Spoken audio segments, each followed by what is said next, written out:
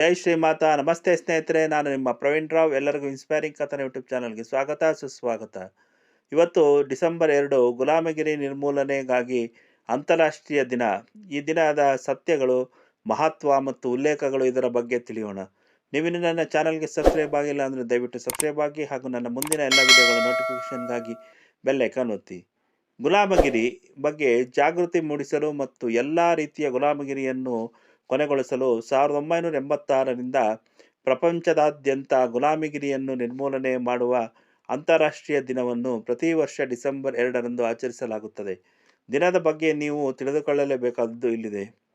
ಗುಲಾಮಗಿರಿಯ ದಿನದ ಗಮನವು ಗುಲಾಮಗಿರಿಯ ಬಗ್ಗೆ ಜಾಗೃತಿ ಮೂಡಿಸುವುದು ಮತ್ತು ಅಸ್ತಿತ್ವದಲ್ಲಿರುವ ಎಲ್ಲ ರೀತಿಯ ಗುಲಾಮಗಿರಿಯನ್ನು ಕೊನೆಗೊಳಿಸುವುದು ಆಗಿದೆ. ಪ್ರಸ್ತುತ ಜಗತ್ತಿನಲ್ಲಿ ವ್ಯಕ್ತಿಗಳ ಕಳ್ಳಸಾಗಣೆ, ಲೈಂಗಿಕ ಶೋಷಣೆ, ಬಾಲಕಾರ್ಮಿಕತೆಯ ಕೆಟ್ಟ ರೂಪಗಳು, ಬಲವಂತದ ಮದುವೆ ಮತ್ತು ಸಶಸ್ತ್ರ ಸಂಘರ್ಷದಲ್ಲಿ ಬಳಸಲು ಮಕ್ಕಳನ್ನು ಬಲವಂತದ ನೇಮಕಾತಿ ಮಾಡುವುದಾಗಿದೆ.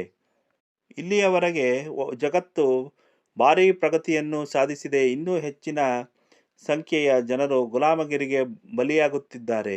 ಇಂಟರ್ನ್ಯಾಷನಲ್ ಲೇಬರ್ ಆರ್ಗನೈಸೇಷನ್ ಪ್ರಕಾರ ಪ್ರಪಂಚದಾದ್ಯಂತ 40 ದಶಲಕ್ಷಕ್ಕೂ ಹೆಚ್ಚು ಜನರು ಆಧುನಿಕ ಗುಲಾಮಗಿರಿಗೆ ಬಲಿಯಾಗಿದ್ದಾರೆ ಮತ್ತು 150 ಮಿಲಿಯನ್ಗಿಂತಲೂ ಹೆಚ್ಚು ಮಕ್ಕಳು ಬಾಲಕಾರ್ಮಿಕತೆಗೆ ಒಳಪಟ್ಟಿದ್ದಾರೆ. ಪ್ರಪಂಚದಾದ್ಯಂತ 10 ಮಕ್ಕಳಲ್ಲಿ ಒಬ್ಬರನ್ನು ಹೊಂದಿದ್ದಾರೆ.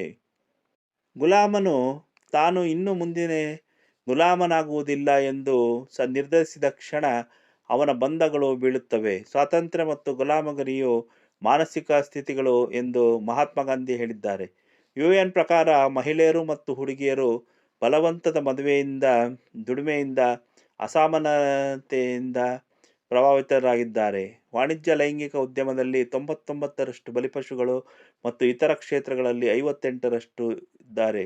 ಮನುಷ್ಯನಿಗೆ ಸಹಜ ಸಾವು, ಆದರೆ ಗುಲಾಮಗಿರಿ ಅಸ್ವಾಭಾವಿಕ ಮತ್ತು ನೀವು ಮನುಷ್ಯನ ಸ್ವಾತಂತ್ರ್ಯವನ್ನು ಕಸಿದುಕೊಳ್ಳುವ ಕ್ಷಣದಲ್ಲಿ ನೀವು ಅವನ ಎಲ್ಲ ಸದ್ಗುಣಗಳನ್ನು ಕಸಿದುಕೊಳ್ಳುತ್ತೀರಿ. ನೀವು ಅವನ ಹೃದಯವನ್ನು ಕತ್ತಲೆಯ ಕುಳಿಯಾಗಿ ಪರಿವರ್ತಿಸುತ್ತೀರಿ. ಇದರಲ್ಲಿ ಎಲ್ಲ ದುರ್ಗುಣಗಳು ನಿಮ್ಮ ವಿರುದ್ಧ ಪಿತೂರಿ ಮಾಡುತ್ತವೆ ಎಂದು ಎಡ್ಮಂಡ್ ಬರ್ಕ್ ಅಭಿಪ್ರಾಯಪಟ್ಟಿದ್ದಾರೆ. ತನ್ನ ಪೂರ್ವಜದಲ್ಲಿ ಗುಲಾಮರನ್ನು ಹೊಂದಿರದ ರಾಜನಿಲ್ಲ ಮತ್ತು ಅವನಲ್ಲಿ ರಾಜನನ್ನು ಹೊಂದಿರದ ಗುಲಾಮರೂ ಇಲ್ಲ ಎಂದು ಹೆಲನ್ ಕೆಲ್ಲರ್ ತಿಳಿಸಿದ್ದಾರೆ. ಗುಲಾಮಗಿರಿಯು ಕಳ್ಳತನವಾಗಿದೆ. ಜೀವನದ ಕಳ್ಳತನ, ಕೆಲಸದ ಕಳ್ಳತನ, ಯಾವುದೇ ಆಸ್ತಿ ಮತ್ತು ಉತ್ಪನ್ನದ ಗುಲಾಮನು ಹೊಂದಿದ್ದ ಮಕ್ಕಳ ಕಳ್ಳತನ ಎಂದು ಕೆವಿನ್ ಬೇಲ್ಸ್ ಹೇಳಿದ್ದಾರೆ. ಇತರರಿಗೆ ಸ್ವಾತಂತ್ರ್ಯವನ್ನು ನಿರಾಕರಿಸುವವರು ತಮಗಾಗಿ ಅರ್ಹರಲ್ಲ ಎಂದು ಅಬ್ರಹಾಂ ಲಿಂಕನ್ ಸೂಚಿಸಿದ್ದಾರೆ. ಜ್ಞಾನವು ಮನುಷ್ಯನನ್ನು ಗುಲಾಮನಾಗಲು ಅನರ್ಹಗೊಳಿಸುತ್ತದೆ ಎಂದು ಫ್ರೆಡ್ರಿಕ್ ಡಗ್ಲಾಸ್ ತಿಳಿಸಿದ್ದಾರೆ. ಇಚ್ಛೆಯಿಂದ ಯಾರೂ ಗುಲಾಮಗಿರಿಯ ನೊಗವನ್ನು ಆರಿಸುವುದಿಲ್ಲ ಎಂದು ಎಕ್ವೆಲೆಸ್ ತಿಳಿಸಿದ್ದಾರೆ.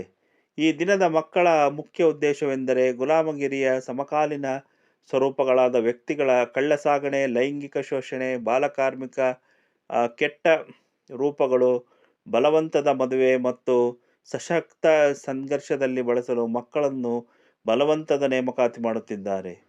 ಒಟ್ಟಿನಲ್ಲಿ ಹೇಳುವುದಾದರೆ, ನಮ್ಮ ದೇಶ ಸಹ ಸಹಸ್ರಾರು ವರ್ಷಗಳ ಕಾಲ ವಿದೇಶಿಯರ ಆಕ್ರಮಣದಿಂದ ಆಸ್ತಿಪಾಸ್ತಿ, ಹಣ, ಸಂಪತ್ತು, ಜನರ ಪ್ರಾಣ ಕಳೆದುಕೊಳ್ಳುವುದರ ಜೊತೆಗೆ ಗುಲಾಮಗಿರಿಯನ್ನು ಅನುಭವಿಸುತ್ತಿದ್ದೇವೆ. ಈಗ ದೇಶಕ್ಕೆ ಸ್ವಾತಂತ್ರ್ಯ ಸಿಕ್ಕಿ 75 ವರ್ಷಗಳಾಗುತ್ತಿರುವ ಸಂದರ್ಭದಲ್ಲಿ ಇನ್ನೂ ಗುಲಾಮಗಿರಿ ಹೆಚ್ಚಿದ್ದು, ಇನ್ನು ಮುಂದಾದರೂ ಭಾರತ ಗುಲಾಮಗಿರಿಯನ್ನು ಕೈಬಿಟ್ಟು ಸ್ವಾಭಿಮಾನಿಯಾಗಿ ಬದುಕಬೇಕಾಗಿ ಕೇಳಿಕೊಳ್ಳುತ್ತಾ ಈ ವಿಡಿಯೋ ಮುಗಿಸುತ್ತಿದ್ದೇನೆ.